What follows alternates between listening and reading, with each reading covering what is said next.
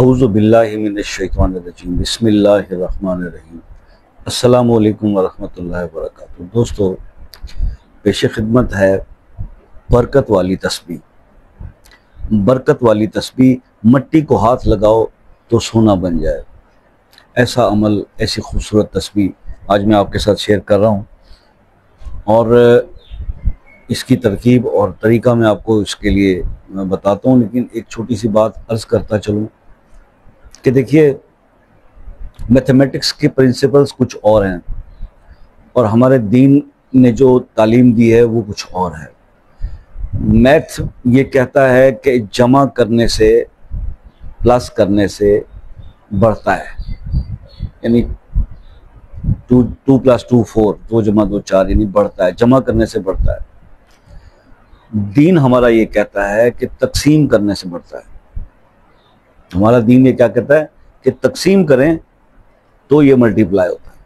ठीक है, तो ये थोड़ा सा इस फॉर्मूले को आप समझ लीजिए। कुरान मजीद में अल्लाह पाक ने कहीं भी जमा करने वाले की हौसला अफजाई नहीं की। माल जमा करने से रोका गया, माल खर्च करने वाले की तारीफ की गई और ये भरोसा करके खर्च करने वाले की कि जनाब अल्लाह के साथ, ये अल्लाह के रास्ते पे जब मैं खर्च करता हूँ तो ये तिजारत है। तो मैं बारहा बता चुका, समझा चुका कि दोस्तों, अल्लाह से तिजारत शुरू कीजिए। आपके हालात अच्छे हैं तो और भी अच्छे हो जाएंगे और हमेशा अच्छे रहेंगे।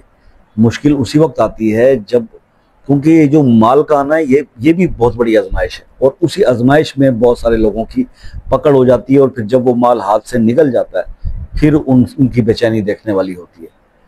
तो खैर, मैं आपको एक तस्बीह बताने जा रहा हूँ। अगर इस तस्बीह को कोई अपनी रूटीन में शामिल करता है, कोई मर्द, कोई खातून, तो यानी कि अगर शौहर कर, क्योंकि अक्सर तो अब शौहर कुछ करते नहीं हैं, नमाज रोज़े से, तस्बीह से दूर हैं। ख़वातीन ही वज़ाइफ पूछती हैं, घरों की जिनकी बीवियाँ पूछती हैं, बहनें या माएँ पूछती हैं कि जी बेटे के लिए बता दें, बीवियाँ शौहर के लिए हम करेंगे वजीफ़ा, आप हमें बता दें। तो बहनें आप कर लीजिए, बहनें कर लें। बात यह है कि हर नमाज के बाद आपने एक तस्बीह पढ़नी, अव्वल आखिर 3 बार दुरूद इब्राहिम। और वो तस्बीह क्या है? या अल्लाह हो, या नूर हो, या बारी हो। इसके आखिर में भी 3 बार दुरूद इब्राहिमी हर नमाज के बाद कीजिए। 21 दिन करके देख लीजिए, इंशाअल्लाह जिस चीज़ को हाथ लगाएंगे, मिट्टी को भी हाथ लगाएंगे, वो सोना बन जाएगा और बरकत ही बरकत होगी, खैर व बरकत होगी घर के अंदर। मुरादें पूरी करने वाली तस्बीह है। आप इससे जो अल्लाह से इस तस्बीह के पढ़ने के बाद मांगे, अल्लाह अता फरमाते हैं।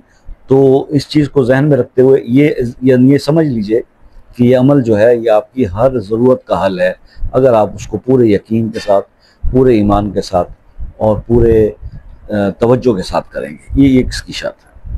दूसरी बात यह है मेरे भाइयों कि आप जो है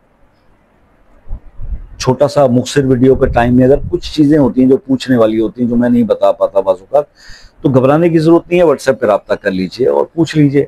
और दूसरी बात यह है कि अगर किसी मसले में ऐसा मसला है जो हल हो नहीं पा रहा, आपके वज़ाइफ करने से भी नहीं हो पा रहा, तो हो सकता है कि हम दुआ करें और हमारी दुआ अल्लाह ताला आपके हक़ में कबूल कर ले।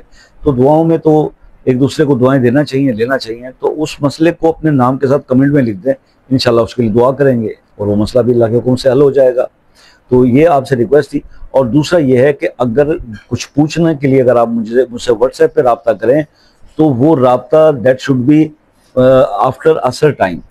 पाकिस्तान में असर की नमाज के बाद मैं अवेलेबल होता हूँ रात को 10 बजे तक। मेरी तबीयत कुछ अब सही नहीं रहती, कुछ प्रॉब्लम्स हैं तो हेल्थ के, तो उस वजह से अभी मुझे जो है वो जो है टाइमिंग्स को थोड़ा सा एडजस्ट करना पड़ा। मैं ज़्यादा जागने का मसला मेरे से नहीं हो सकता। तो उसमें आपसे ये रिक्वेस्ट रहेगी कि टू द पॉइंट उसके ऊपर बात किया कीजिए और वक्त का ख्याल रखा कीजिए। दूसरे ममालिक से मेरे जो दोस्त रब्ते करते हैं, UK, USA, Canada, France, New Zealand, Australia से, उनसे ये रिक्वेस्ट है कि कॉल करने से पहले टाइम ले लें, तो आपको भी बॉदरेशन नहीं होगी, मुझे भी प्रॉब्लम नहीं होगा और इसके कुछ चार्जेस तो है नहीं। तो बेफिक्र होकर कॉल करके अपना कॉल का टाइम ले लिया कीजिए। तो अपनी दुआओं में मुझे याद रखिएगा। ज़िंदगी रही तो नेक्स्ट किसी वीडियो में आपसे मुलाकात होगी। तब तक के लिए इजाज़त दीजिए। अल्लाह हाफिज़।